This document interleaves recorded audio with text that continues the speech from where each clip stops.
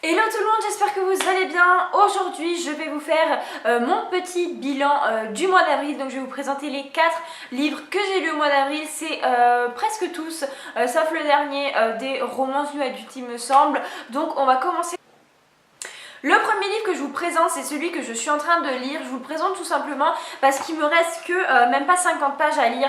Donc je vous le présente maintenant au lieu de vous le présenter dans le prochain update lecture. Si jamais il y a vraiment des choses marquantes dans ce livre, je vous le présenterai évidemment au prochain update lecture. Mais je ne pense pas, sinon vous avez toujours l'article que je vais écrire bientôt. Il s'agit de Les garçons de l'été de Rebecca Liggeri. Donc... quand j'ai lu le résumé, ce livre m'a vraiment beaucoup interpellée puisque tout simplement on parle de deux garçons etc, donc des surfeurs surdoués, des beaux gosses et tout ça, qui vont surfer à la Réunion et apparemment il va leur arriver quelque chose de tragique. Quand j'ai lu ce résumé, je ne pensais vraiment pas que ce serait ça. Tout simplement au début je me suis dit oui il va leur arriver quelque chose qui font qu'ils n'arrivent pas à draguer les filles autant qu'ils le veulent, parce que pour moi c'était une sorte de romance, un peu romance nu adulte, mais un peu plus soft si je puis dire ça, dans le sens où ils avaient toutes les filles à leurs pieds, qu'ils y arrivent plus etc. Je pense que c'est ça, allez savoir pourquoi, surtout avec la couverture je pense que c'est ça, mais c'est pas du tout ça, puisque tout simplement au début donc il arrive quelque chose d'assez tragique dans le livre qui voulait juste sans mots, et pareil tous les rebondissements, tous les retournements de situation dans ce livre vous laissent vraiment sans mots, et genre vous êtes devant le fait accompli, vous voyez la phrase écrite mais vous dites mais non c'est pas possible. C'est ça tout le long du livre, du début à la fin, et même quand vous vous y attendez pas on vous en rajoute sur la tête etc. Et au début on aime un peu tous les personnages, et au fur et à mesure du livre en fait on les aime de moins en moins un peu tous, et ceux qu'on n'aimait pas forcément au début on les aime. Enfin je sais pas comment vous expliquer, mais en gros nos rapports aux personnages changent vraiment au fur et à mesure que l'on découvre des choses sur eux évidemment, mais c'est assez spectaculaire comme livre, c'est vraiment un coup de cœur en fait, parce que je l'ai dévoré, j'arrive pas à m'en séparer, il est vraiment super bien. J'espère que la fin va être vraiment à la hauteur de ce que je pense, et en fait au début le livre est un peu c'est un livre assez léger. Quand il se passe le premier événement tragique, on se dit ah ouais quand même ça va être un peu plus lourd comme lecture que ce que je pensais, et plus ça va plus on se dit mais en fait on dérive complètement vers un autre genre de roman en fait, et je vous dirai pas quel genre de roman puisque ça va un peu vous spoiler, mais voilà c'est un livre que vraiment j'ai beaucoup aimé, et je ne saurais dire l'ambiance qu'arrive à mettre en place l'auteur avec son écriture juste fabuleuse, mais vraiment lisez-le parce que c'est un livre à la fois léger et à la fois vraiment très prenant. Le deuxième livre que j'ai lu, c'est vraiment un livre que j'ai dévoré aussi. Il s'agit de Red Room, tome 1, Dark Psycho. Donc tout simplement au début, quand j'ai lu le titre Dark Psycho, je me suis dit celui-là il faut absolument que je le lise.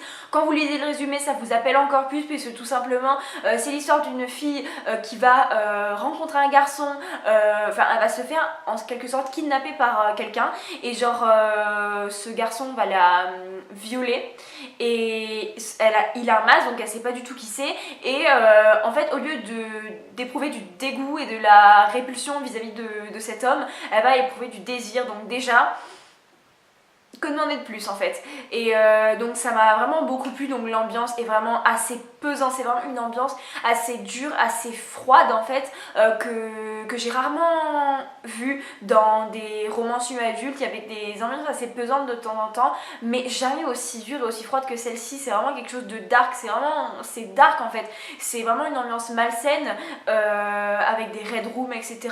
Le mec en lui-même il est vraiment malsain, et c'est là qui est le désavantage ou l'avantage du livre, avantage pour moi, parce que le jeune homme, même s'il va tomber évidemment amoureux de la jeune femme dans le roman, et ben il va pas changer pour elle, et c'est ça qui me plaît, parce que je trouve que des fois dans les romans sur adultes c'est un peu trop cucu le fait que le mec il va tout d'un coup en fait changer pour la fille. Enfin Pour moi c'est pas trop vraisemblable pardon, et là c'est vraiment assez vraisemblable. Le mec est un gros psychopathe et il va pas changer parce qu'il aime la fille, et ça m'a vraiment plu. Il y a des retournements de situation tout le temps, on en apprend tout le temps plus sur les personnages, et il y a vraiment des retournements de situation, que ce soit avec les personnages principaux ou avec les personnages secondaires, et vraiment on est tout le temps en haleine, on se demande tout le temps jusqu'où le garçon va aller, jusqu'où il va repousser les limites en fait qui sont déjà assez loin. La fin est vraiment très surprenante en fait, et quand on la lit on est vraiment bouche bée, et ça appelle qu'à une chose, lire la suite. Donc j'en attends énormément du tome 2, je vais pas tarder à le lire parce que vraiment il m'appelle énormément, et voilà, donc c'est un 4,5 sur 5 pour ce livre, et j'espère vraiment mettre un 5 sur 5 au prochain livre, voire on sait. Le troisième livre que j'ai lu, c'est un livre assez spécial, je vous préviens tout de suite. Il s'agit du Charme des Magpies, le tome 1, donc c'est une saga de romance MM, c'est-à-dire de romance masculin-masculin, donc une romance entre mecs. Comme vous savez, j'aime beaucoup la romance nu adulte, et je voulais voir si jamais ce genre de romance nu adulte, donc romance MM, donc pour changer, si ça allait me plaire ou pas. Donc comme je le pensais, c'est vraiment très spécial, et à la fin de ce roman, je ne saurais encore dire si c'est si ça ne me plaît pas ou c'est juste parce que j'ai pas l'habitude. Donc surtout que dans ce roman, donc on va suivre deux personnages en fait, un lord ou un comte, bref, en Angleterre, avec un magicien qui va l'aider à, bref, à faire une quête et tout ça. Donc déjà, donc c'est dans un contexte historique, donc déjà ça permet d'accepter en fait la romance MM beaucoup mieux en fait, parce que je pense que ça aurait été dans un contexte actuel, une université, comme beaucoup de romances new adultes, etc. Je sais pas si ça aurait été assez acceptable en fait que pour commencer, donc je sais pas. Par contre, ce qui m'a dérangé, et je pense que c'est ça qui m'a un peu frustrée, c'est que les personnages ont une quarantaine d'années, et personnellement j'ai l'habitude de lire des romances adultes avec des gens de 20 ans, 30 ans maximum, et là le fait qu'ils aient une quarantaine d'années, ça m'a un peu freinée, parce que même si des fois les scènes de romance étaient bien, bah, je sais pas, le fait qu'ils aient une quarantaine d'années, je sais pas, ça me faisait une sorte de blocage, et je sais pas pourquoi en fait, mais ça m'a fait une sorte de blocage.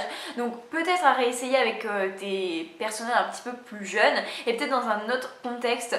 Par contre, j'ai trouvé que ce livre était très bien si on voulait commencer dans la romance MM, parce que les scènes ne sont pas du tout détaillées, les scènes de romance ne sont pas du tout détaillées, donc ou détaillées jusqu'à un certain seuil en fait, et il y a des seuils où on ne dépasse pas ce qu'on ne peut pas lire forcément quand on n'est pas forcément habitué à ce genre de romance là, et en fait il y a un bon dosage entre l'intrigue, donc qui est assez intéressante, vraiment assez intéressante, qui mélange historique, magie, etc., et les scènes de romance. En fait vraiment quand la scène de romance commence à nous prendre en fait, à nous prendre dans le sens où on commence à se sentir un peu mal à l'aise, pardon, bah l'action principale reprend le dessus, et on peut souffler, et personnellement je pense que je continuerai cette saga et je continuerai les romances MM, parce que j'ai vraiment envie de découvrir et tout ça, parce que quand même le fait d'être dans un univers uniquement masculin c'est assez plaisant, parce que comme vous savez dans la plupart, si ce n'est pas presque tous,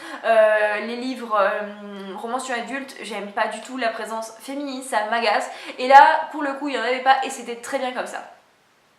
Malgré tout, malgré le fait que j'ai pas l'habitude, etc., j'ai mis une note de 3 sur 5 à ce livre. Le dernier livre que j'ai lu, il s'agit de Another Story of Bad Boy, le tome 1. Donc je me suis plongée un petit peu à cœur ouvert dans ce livre, et j'ai pas mal apprécié, puisque tout simplement il ressemble à Dimily, parce que c'est pas une romance adulte trop poussée, c'est assez soft en fait, donc ça m'a beaucoup plu. Les personnages m'ont énormément plu aussi, la fille pour une fois m'a pas agacée, le mec donc qui s'appelle Cameron ou Cam est vraiment très attachant, et j'ai beaucoup aimé le fait qu'il ne devienne pas trop canard entre guillemets quand il commence à sortir avec la fille en fait. Il est très attachant, il est très craquant, il a ce petit côté bad boy qu'on aime, même si honnêtement c'est pas le plus bad boy que j'ai lu, bon ça s'assire quand même. L'histoire m'a vraiment beaucoup happée, et surtout ce qui m'a beaucoup plu c'est le fait qu'on soit dans un cercle d'amis, et que la romance ne prenne pas trop le dessus. En fait on est dans un cercle d'amis dans l'université de Los Angeles, et on se croit vraiment quand on lit ce livre dans cette université, et l'ambiance est juste géniale. Au niveau de l'intrigue c'est vraiment assez bien mené aussi, le style d'écriture est assez simple, on peut pas non plus dire que c'est du Victor Hugo, mais c'est vraiment assez bien écrit. Et la fin, mon Dieu, mais la fin m'a brisé le cœur en 10 000 morceaux. Voilà, c'était juste horrible comme fin, et ça me donne vraiment envie de lire le tome 2. Par contre, j'espère vraiment que dans le tome 2, il ne va pas avoir ce même schéma qui est les je t'aime moi non plus, parce que le tome 1 est farci de ça. C'est du début à la fin, c'est je t'aime moi non plus, je t'aime moi non plus. Je vais commencer à lire le tome 2 et ça commence à être un peu comme ça. J'espère que ça va pas se dégrader entre guillemets, mais voilà, j'ai beaucoup aimé cette romance. C'est vraiment une très bonne romance pour commencer ce type de romance, parce que le mec n'est pas trop bad boy et la fille n'est pas trop agaçante, et voilà, donc j'ai beaucoup aimé ce livre et je vous le conseille, et je suis en train de lire le tome 2, donc dans le prochain update lecture vous verrez mes avis, puisque j'ai beaucoup aimé ce livre. J'ai mis une note de 4,5 sur 5. Voilà tout le monde, j'espère que cette vidéo vous aura plu. N'hésitez pas à me dire dans les commentaires quels sont vous les livres que vous avez lus durant le mois d'avril. Je serai très contente de connaître vos lectures. N'hésitez pas à m'en suggérer ou au contraire m'en déconseiller. Et jusqu'à la prochaine vidéo, je vous dis bye.